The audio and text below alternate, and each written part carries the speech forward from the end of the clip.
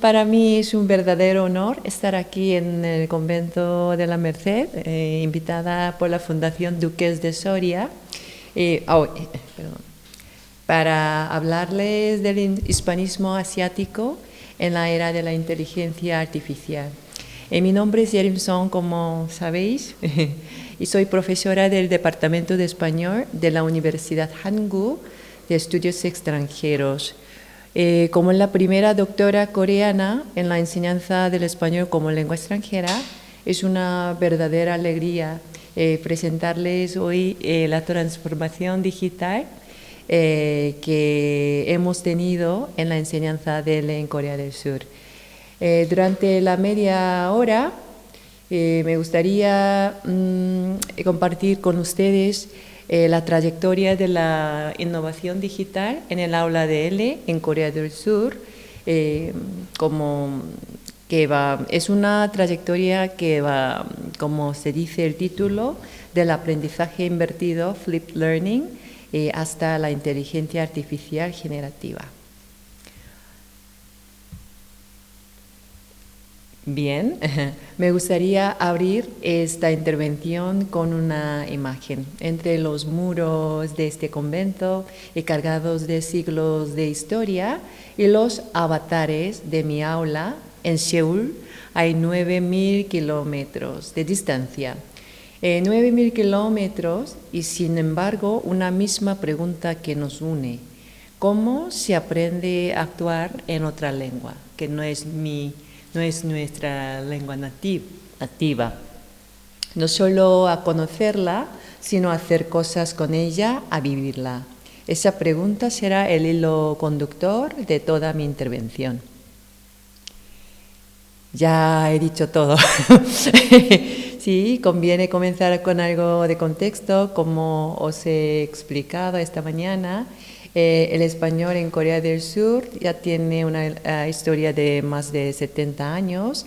El primer departamento de español universitario se fundó en mi universidad en ese año y ese es el punto de partida de investigación que les presento, centrada en la enseñanza superior.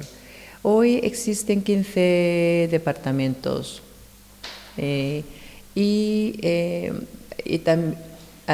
También en la estadística, más o menos 3.400 estudiantes estudian como su propia especialidad el español. Pero tenemos ese aula de español que aunque tenemos pasión, aunque observamos nuestros estudiantes tienen mucha pasión por el español, hay una gran distancia del mundo hispánico, como he dicho, 9.000 kilómetros. Entonces, esa misma distancia define nuestro contexto. Enseñamos en un entorno de lengua extranjera puro. No hay comunidad hispanohablante alrededor. Fuera del aula apenas hay ocasión de usar el español. Y nuestras aulas son numerosas, como hemos dicho con el profesor Yuki, más o menos, por lo menos 30 o 40, con un solo docente y el coreano como lengua vehicular. Y a menudo en este ambiente la gramática y la comunicación avanzan por caminos separados. Por eso tenemos una misión que debemos resolver. Para explicar sobre el flipped learning, ¿qué es lo que el aula por sí sola difícilmente puede ofrecer en ese contexto de lengua extranjera? Yo lo explicaría en 3 carencias. La primera, la comunicación auténtica. Hay pocas ocasiones de uso real de la lengua. Y la segunda, la inmersión lingüística. El español sencillamente desaparece en cuanto el estudiante sale del aula. Y la tercera, la interacción intercultural. Es bastante monocultural. El contacto con el mundo hispánico es muy limitado. Estas 3 limitaciones son el problema de fondo. Y como verán, cada una de las tecnologías que he ido incorporando a lo largo de la década no es sino un intento de responder a estas carencias. Antes de entrar en ese recorrido, conviene detenerse en el marco teórico que lo sostiene. Como ustedes todos sabéis, el enfoque orientado a la acción propuesto por el Marco Común Europeo de Referencia en 2002. Su idea central es sencilla, pero profunda. Aprender una lengua no consiste solo en conocerla, sino en actuar con ella. Aprender haciendo. Por eso el estudiante no es un mero receptor, sino un agente social. Y el aula, desde esta perspectiva, se convierte en una microsociedad, un espacio donde se aprende interactuando con el docente y con los compañeros. A través de las tareas, dos ejes dan sentido a esa comunicación. La primera, la contextualización, que va más allá de la simple simulación. Y la estrategia, que convierte el aula en un espacio de comunicación real, válida en los países hispanohablantes. Esta es la trayectoria completa, una década de innovación digital que sigue la propia evolución de mi práctica docente en 4 momentos. El primero, 2017, el aprendizaje invertido. Convertir el aula en un espacio de acción. Después, en 2022, el metaverso, la inmersión a través de avatares y de contextos culturales. Y en tercer lugar, COEL, aunque aparece la IA que sigue abierta, la tercera es COEL, COEL que une mi universidad en Seúl con una universidad en México. Y en cuarto y último lugar, la inteligencia artificial generativa. Aunque la IA generativa apareció ya en 2023, la he dejado para el final porque es la línea que sigue abierta y estoy investigando. Eje primero, aprendizaje invertido. La idea de partida es sencilla, invertir el aula para liberar tiempo para la acción. Estamos en 2017 y este proyecto nació gracias al apoyo de la Fundación Nacional de Investigación de Corea. Muy bien, entonces, ¿por qué el aprendizaje invertido resulta tan valioso en la enseñanza del español? Porque encaja de manera natural con el enfoque orientado a la acción. Si sumamos ambos, obtenemos 4 ventajas claras para nuestra disciplina.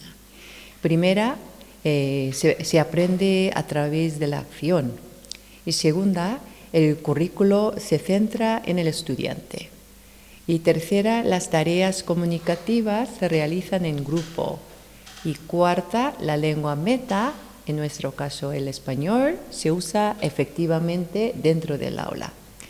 En otras palabras, el aula invertida nos devuelve el tiempo presencial para lo que de verdad importa, que es usar la lengua. Entonces, en este momento podemos ver con más detalle. Bien, pero ¿qué es exactamente lo que se invierte? Antes de la clase, el estudiante realiza un aprendizaje previo en línea, adquiere el conocimiento lingüístico a su propio ritmo mediante la instrucción directa, los vídeos y los materiales. Y eso que tradicionalmente ocupaba el tiempo de clase, ahora ocurre en casa. Y en el aula liberamos ese tiempo para las tareas comunicativas, la interacción, la mediación, en definitiva para la comunicación real. Quiero subrayar esta idea: la inversión no es tecnológica, la inversión se realiza pedagógicamente. El vídeo es solo el medio, Y lo que cambia de verdad es donde ponemos el esfuerzo y para que reservamos el encuentro presencial. Vamos a ver cómo se traduce esto en el diseño concreto de una asignatura. Antes de la clase, el aprendizaje previo se apoya en vídeos de un máximo de 7 minutos. Aquí ensayé varios formatos de vídeo. Enseguida veremos cuáles funcionaron mejor.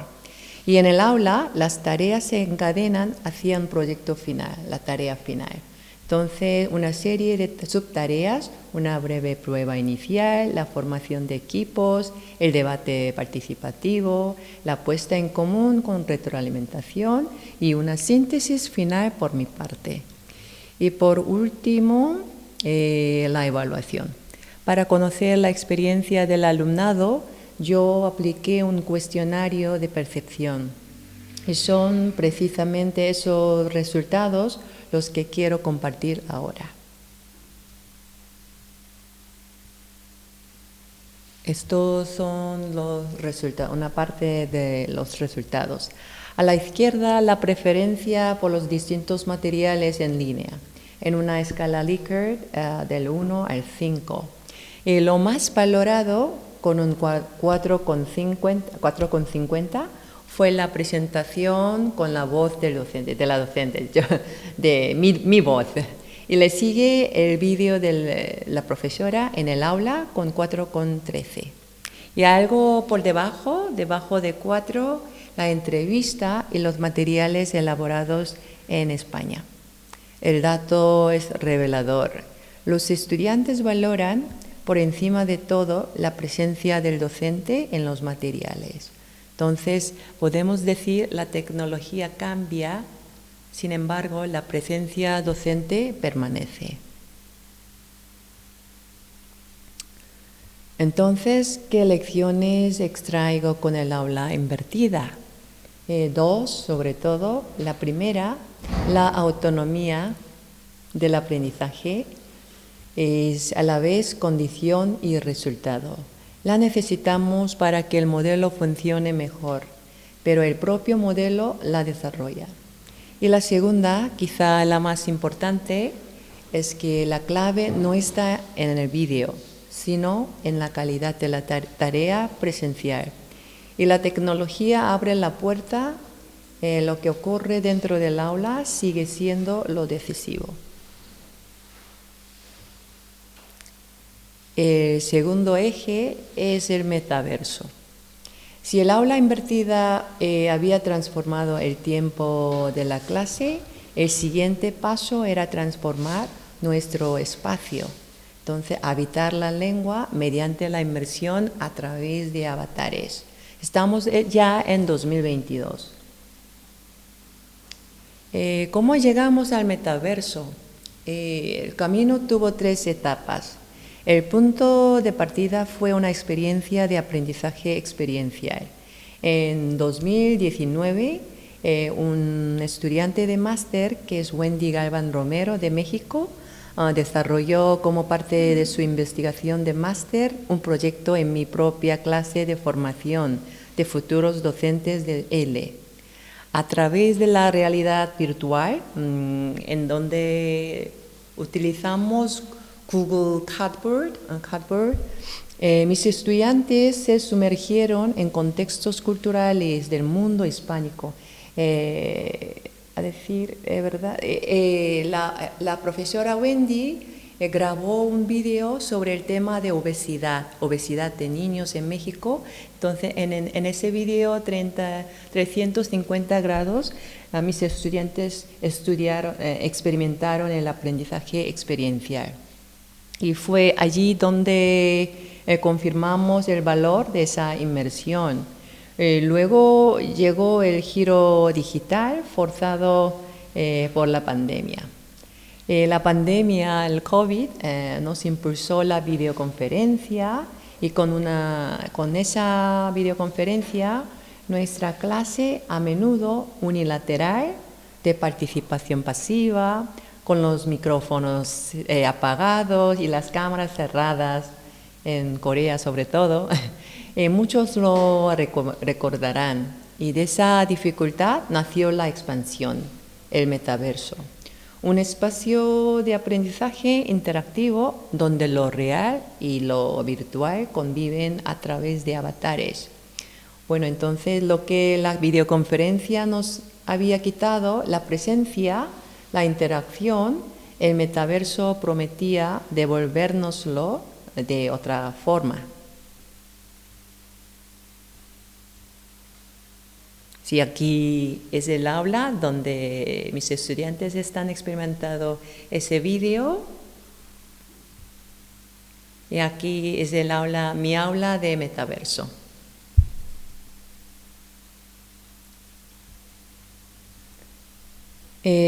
Bueno, a través de la experiencia de metaverso, ¿qué utilidad pedagógica observamos?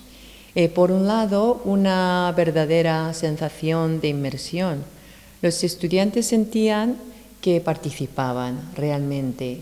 Los juegos de roles con avatares aportaban una presencia espacial y un realismo que el aula no ofrece, y aumentaron la interacción, la motivación y el interés.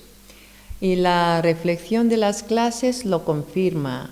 La interacción se volvió más activa mediante diálogos y acciones entre avatares y desaparecía una barrera importante, la de tener que encender la cámara y mostrar la cara, algo que para muchos estudiantes coreanos supone una carga real. Se experimentaba además la sociedad de la lengua meta de un modo más realista. Pero no todo fue perfecto. En las sesiones prolongadas aparecía la fatiga. A veces era muy difícil movilizar avatares, pero el balance abre un camino claro. Si tuviera que resumirlo en una frase, el metaverso no recrea la tecnología, sino la experiencia de habitar la lengua.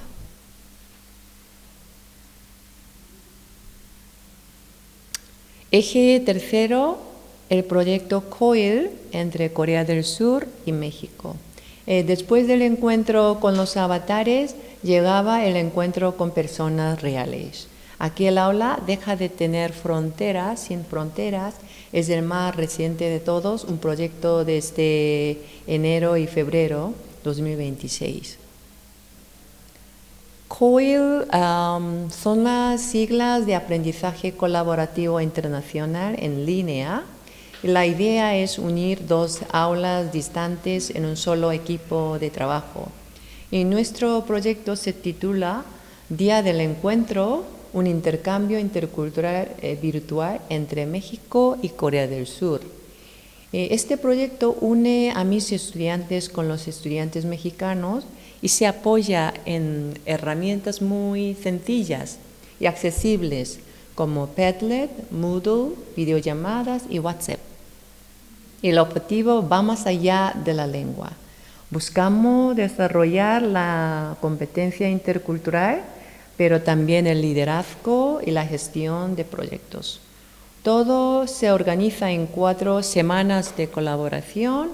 El cartel que ven a la derecha, por cierto, lo diseñó el propio alumnado.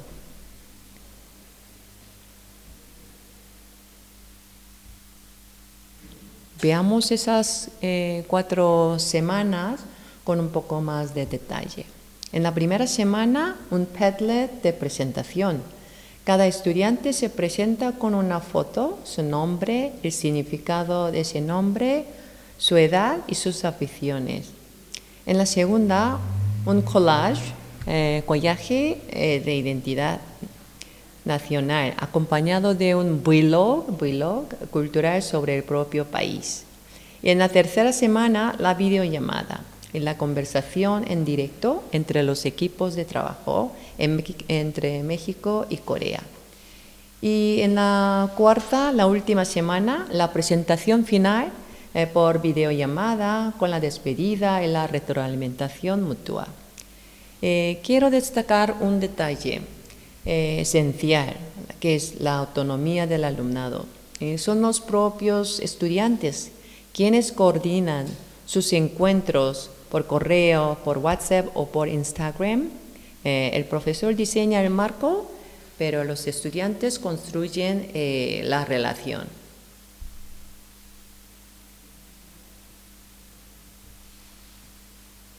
Aquí están imágenes que muestran una competencia intercultural en acción. Aquí estoy yo. Aquí estoy yo. Incluso yo me presenté. El Padlet de presentación de la primera semana. La videollamada en directo entre los equipos. Y de nuevo dejo que hablen los estudiantes. A un estudiante le pareció muy interesante que cada semana se propusiera una misión diferente, diseñar un collage, participar en videollamadas, crear un vlog. Y a otro estudiante lo que más le entusiasmó fue poder conversar largamente sobre un tema de interés común. Aquí no les sorprenderá el K-pop, y porque la cultura compartida, también la popular, es una puerta de entrada poderosa para el encuentro entre estudiantes. Y aquí conviene detenerse porque estamos en un seminario sobre la inteligencia artificial. ¿Qué aporta un proyecto como COIL precisamente en la era de la IA? Mi tesis es esta: la interculturalidad no se enseña, se practica. Estudiantes coreanos mexicanos colaboran, negocian significados y crean juntos. Bueno, entonces podemos extraer 3 ideas. Primera, hay una experiencia que la IA no da. La inteligencia artificial traduce y conversa, sí, pero el encuentro real entre estudiantes ofrece una experiencia intercultural irreemplazable. Y segunda, la IA no es un medio, no un fin. Las herramientas digitales sirven a lo esencial, que es la conexión humana. Y tercera, las competencias del futuro. Colaboración, liderazgo, competencia digital son justamente las que la era de la IA nos exige. Dicho de otro modo, cuanto más avanza la inteligencia artificial, más valioso se vuelve el encuentro humano entre personas. Y llegamos al cuarto y último eje, que es la inteligencia artificial generativa. Para terminar, me gustaría presentar 2 iniciativas relacionadas con la IA. Una es un taller de formación docente sobre el uso de ChatGPT en la enseñanza de la redacción y la investigación que estoy desarrollando actualmente sobre la percepción del alumnado y la evaluación del profesorado. El primer escenario fue un curso de didáctica de la redacción dirigido a futuros profesores de español de secundaria en 2023. Y la pregunta era muy concreta porque el ChatGPT apareció un año antes, por eso en esa época es muy polémica, sí. Por eso establecimos una pregunta: ¿cómo dar retroalimentación a la escritura de un alumno? Entonces, para responderla, pusimos frente a frente al profesor y a ChatGPT. Corregíamos 2 redacciones, una elaborada con traductor automático y otra de producción propia de estudiante. Y comparábamos la retroalimentación de ambos, de profesor humano y de ChatGPT, y en qué coincidían y en qué diferían. Y después explorábamos lo que solo la IA permite, por ejemplo, explicar sus correcciones, justificar cada cambio o ampliar la redacción. Y finalmente analizábamos de forma contrastiva los prompts y los resultados. ¿Y qué reflexión hicieron estos futuros docentes? La recogí en sus diarios sobre el uso de ChatGPT en la enseñanza de la redacción. Por un lado, reconocieron aportes claros, como hemos discutido bastante, sobre todo un apoyo personalizado para revisar y enriquecer la redacción, un estímulo para la motivación y la generación de ideas. Pero ellos expresaron también sus cautelas. La revisión final del docente sigue siendo imprescindible y un uso sin criterio puede terminar mermando el aprendizaje. Y toda esta reflexión se resume bien en una sola frase: el papel del docente no desaparece, como hemos discutido, se transforma.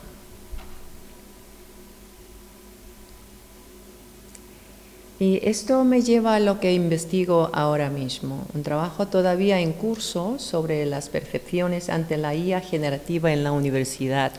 Lo abordo desde dos miradas complementarias. Por un lado, la del aprendiz, cómo viven los estudiantes universitarios la irrupción de la IA en su aprendizaje y la selección de su carrera profesional también.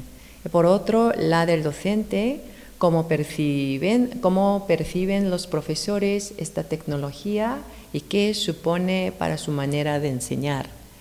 En cuanto al estado actual, el proyecto ya ha sido aprobado por el Comité de Bioética, IRB, y la recogida de datos empíricos está en marcha. Y los hallazgos concretos quiero compartirlos con ustedes dentro de poco.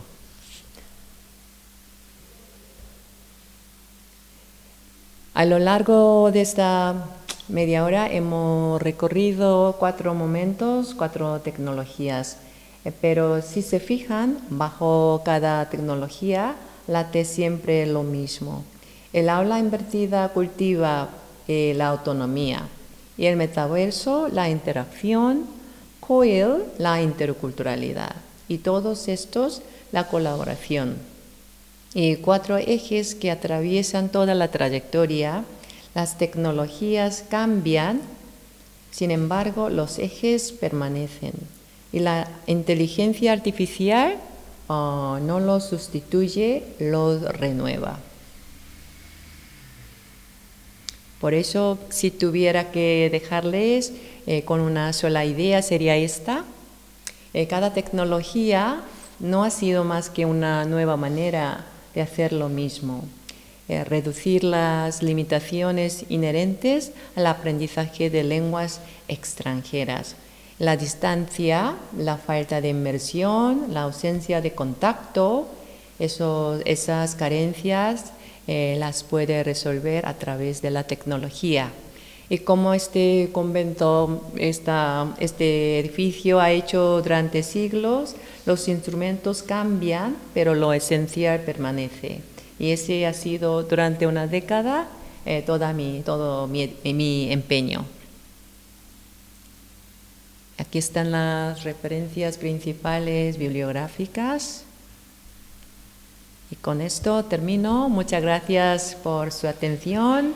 Estaré encantada de responder a sus preguntas. Muchas gracias.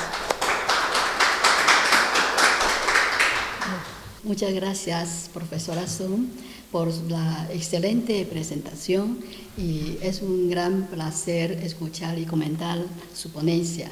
Y ahora bien, me gustaría centrar mi comentario en 3 aspectos que considero especialmente relevantes.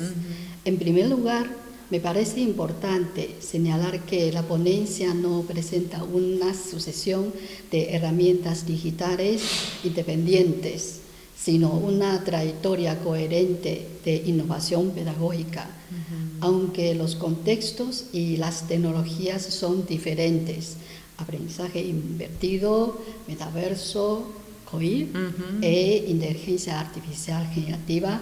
Todas las experiencias responden a una misma cuestión: cómo ampliar las oportunidades de uso significativo del español en un contexto donde la lengua meta no está presente en la vida cotidiana de los estudiantes. Desde esta perspectiva, la tecnología aparece como una respuesta a limitaciones concretas del aprendizaje de lenguas extranjeras, especialmente la falta de comunicación auténtica, de inmersión lingüística y de interacción intercultural.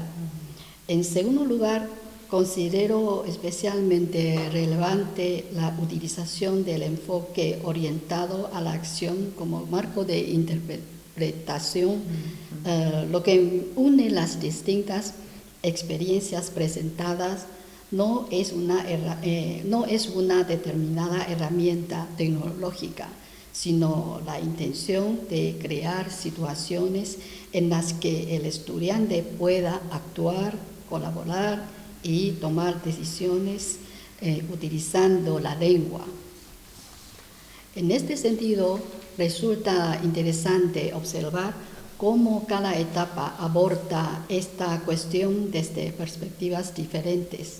El aprendizaje invertido reorganiza el tiempo de clase, el metaverso crea espacios de interacción simulada, el COIR facilita la colaboración internacional y la inteligencia artificial generativa introduce nuevas formas de apoyo y mediación en el aprendizaje.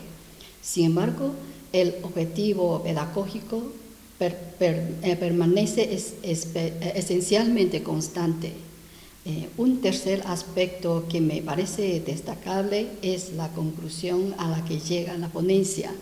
A pesar de los cambios tecnológicos producidos durante la última década, algunos principios continúan ocupando una posición central: la autonomía, la interacción, la colaboración y la interculturalidad. Considero que esta observación es particularmente pertinente en el contexto actual porque desplaza la atención desde la tecnología hacia los objetivos educativos. La cuestión principal no parece ser qué herramienta utilizamos, sino qué tipo de aprendizaje queremos promover mediante ella. En conjunto, la ponencia ofrece una visión de largo recorrido sobre la evolución de la innovación digital en la enseñanza universitaria de L en Corea del Sur y permite reflexionar sobre cómo integrar nuevas tecnologías sin perder de vista los principios pedagógicos que orientan nuestra práctica docente. Ahora me gustaría plantear dos preguntas para continuar la discusión. La primera: en las experiencias más recientes con inteligencia artificial generativa, ¿qué cambios ha observado en el grado de autonomía de los estudiantes en comparación con etapas anteriores? Sí, muy bien. Yo lo veo con dos caras. Por un lado, la IA puede potenciar la autonomía. Ayuda al estudiante a formular sus preguntas a su propio ritmo y también a buscar respuestas a su ritmo, pero tiene un reverso también, sus propias propias preguntas y respuestas. Después se pueden como delegar todo su tiempo de aprendizaje buscando información, pero no sabemos por dónde pueden desarrollar su propia competencia lingüística y cultural, comunicativa, todo. Por eso diría que la autonomía cambia más de naturaleza que de grado. Y sería muy importante, lo decisivo, saber dónde está el límite entre apoyarse y delegar. Entonces, por eso yo siempre he observado y cómo mis estudiantes, porque como he dicho en el coloquio, A veces, como pasando el tiempo, la mayoría de mis estudiantes buscan más maneras, más modos de aprendizaje, siempre con base en la IA generativa. Por ejemplo, antes en las clases de redacción, los estudiantes siempre utilizaban esta tecnología, pero incluso este año los estudiantes de lectura utilizan la IA generativa para traducir y comprender el texto. Entonces, yo no estoy segura si realmente podrán comprender el texto, siempre recibiendo un texto de traducción entero. Por eso, pero como somos profesores y debemos ser más positivos, podremos buscar alguna manera de promover y cambiar evolucionariamente el método para formular su autonomía.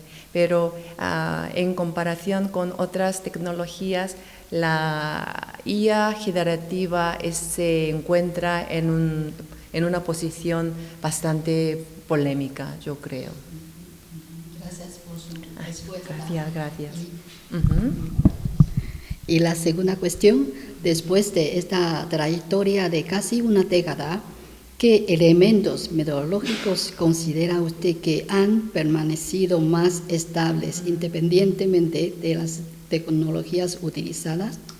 Sí, como he explicado en mi ponencia, sí, yo a través de esta década de mi docencia práctica, yo he observado que hay 4 ejes: la autonomía del aprendiz, la interacción, la colaboración y la dimensión intercultural. De hecho, mi tema de tesis doctoral es utilizar el enfoque orientado a la acción para unificar el componente cultural y el componente lingüístico. Pero esta tecnología va más allá de la unificación de estos componentes, pueden promover la autonomía, o sea, otros aspectos del proceso cognitivo de los estudiantes. Y sobre todo, yo siempre doy clases para los masterandos de la Escuela de Posgrado en la Didáctica del Español. Por eso siempre he tenido reunión y discusión, un taller con los futuros docentes que son mis estudiantes también, y ellos se fijan en que, como hemos dicho, el papel del docente, como hemos dicho, es un tipo de abanico que tiene muchos roles, pero en esta época de la IA generativa el papel es más complicado. Por eso estoy investigando, por un lado, la ansiedad de estudiante cuya especialidad es la lengua, por ejemplo. Entonces, yo he elegido la carrera de español, ¿sería una buena opción para mi carrera o para mi futuro? Yo estoy investigando la ansiedad y también, y para el profesorado, la transformación en su práctica docente. Antes los estudiantes daban toda la clase, dando como gramática, explicando una clase de gramática y vocabulario, todo. Pero ahora los estudiantes pueden ganar ese conocimiento a través de la IA generativa. Entonces, ¿qué papel podremos tener los docentes, los profesores? Es una transformación más rígida que la transformación para estudiantes, yo creo. Entonces, tenemos que fijarnos más en los docentes, en los profesores, y, bueno, reducir la limitación inherente de lengua extranjera. Como hemos experimentado como asiáticos, yo creo que no serán muy diferentes las aulas de ustedes, porque yo, cuando era estudiante de bachillerato, al salir del aula nunca tuve oportunidad de utilizar español. Aunque ahora en el campus tenemos muchos estudiantes de España, de México y todo, pero la limitación todavía existe. Pero esa tecnología no es una barrera, sino un trampolín para promover el aprendizaje y también nuestra docencia como profesores, yo creo. Muchas gracias, Hortensia. Muchísimas gracias. Gracias a ti, gracias a usted. No sé si alguien de los colegas desea formular preguntas o comentarios. Tengo un colega que está haciendo el tesis.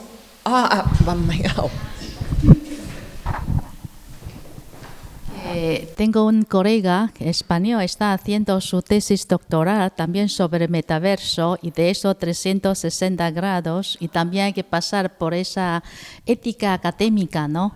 Entonces no sé cómo, si es un pequeño grupo de estudiantes más fácil, pero luego ya hay que pasar un largo, ¿no? Proceso de revisión y del examen, bueno, revisión de ese proceso. Y como acabo de escuchar que usted ha dicho que también ha pasado por IRB de ese proceso, ¿no? ¿Y cómo has mantenido y cómo se hace eso en Corea? ¿O es que todos los países son iguales? Esa aprobación de IRB es para mi investigación de cuestionario y entrevista, pero realizar un método, introducir un método en el aula, no se necesita la aprobación de IRB, pero si el resultado lo quiere utilizar para su tesis, entonces tiene que aprobar.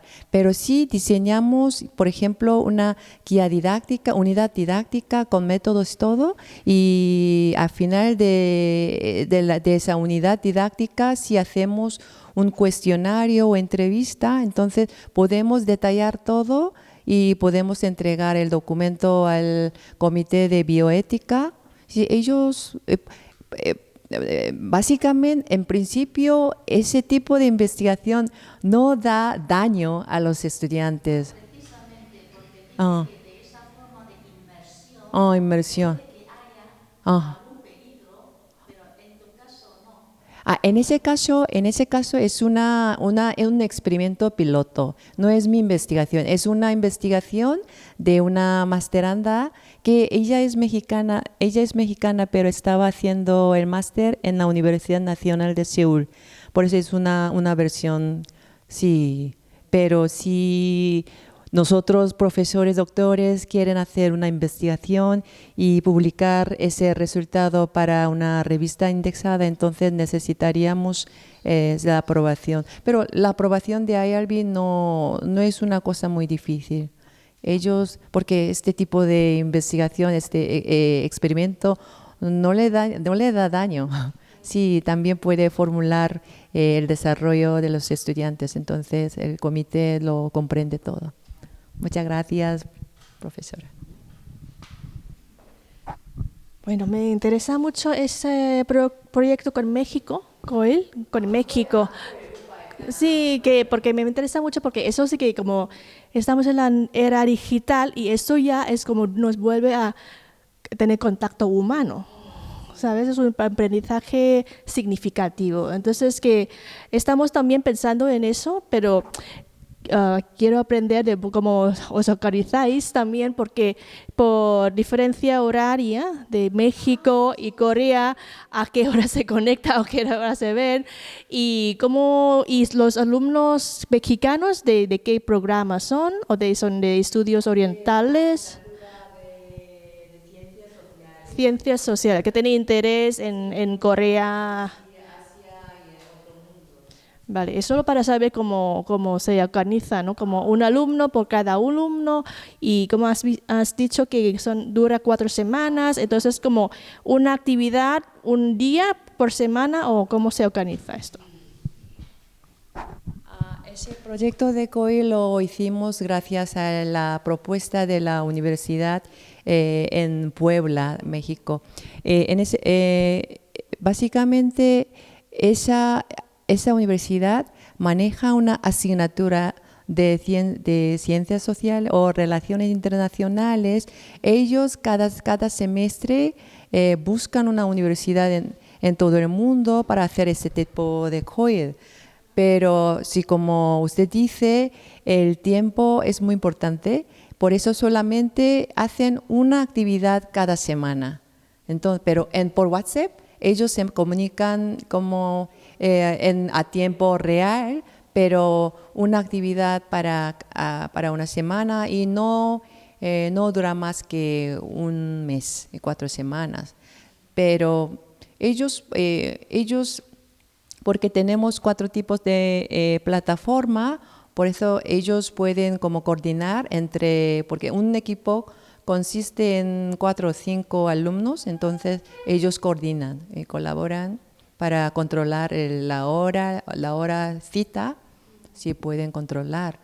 Pero en mi departamento,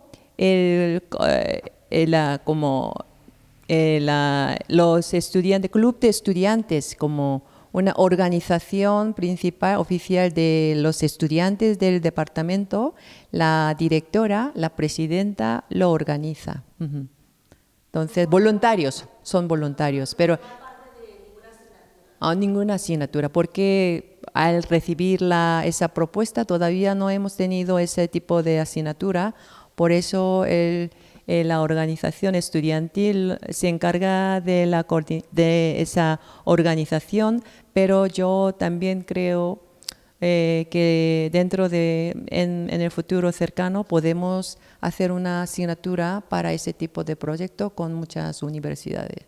También podemos hacer, sí, con la suya también, sí, intercambiándonos, entonces podemos hacer de horario, sí, muy bien. Muchas gracias por su comentario.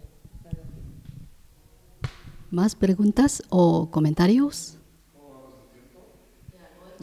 Ya, vale. Entonces, gracias nuevamente a profesora Song y la excelente y muy interesante presentación y los comentarios de los profesores y ahora ya la sección. Ya.